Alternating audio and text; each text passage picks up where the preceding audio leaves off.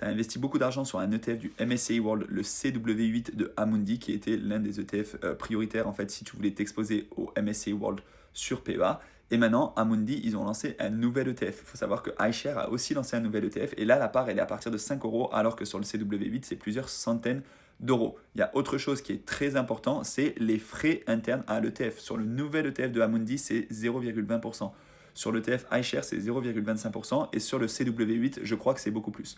0,38 peut-être, je ne sais pas, à vérifier. En attendant, ce qu'il faut faire, peut-être pas switcher du tout au tout du jour au lendemain, parce qu'il y a aussi la performance de l'ETF, l'historique, l'encours sous gestion.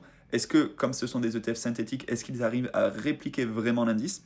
Donc peut-être que tu peux commencer à switcher un petit peu tes investissements sur les nouveaux ETF pour voir un petit peu si la performance s'améliore, et aussi peut-être que tu peux commencer à revendre certaines parts de ton CW8 pour les passer sur le nouvel ETF de Amundi. Maintenant, ceci n'est pas un conseil en investissement. Si tu es sur PEA, normalement, ça te coûtera rien, puisque en fait, tant que tu es dans le PEA, c'est un vase clos fiscal, il n'y aura aucun frottement fiscal. Là où ça te coûte de l'argent, juste par contre, c'est en termes de frais de transaction. L'avantage, c'est que si tu as ton PEA sur Boursorama, tu n'auras aucun frais de transaction si tu passes par l'ETF iShare.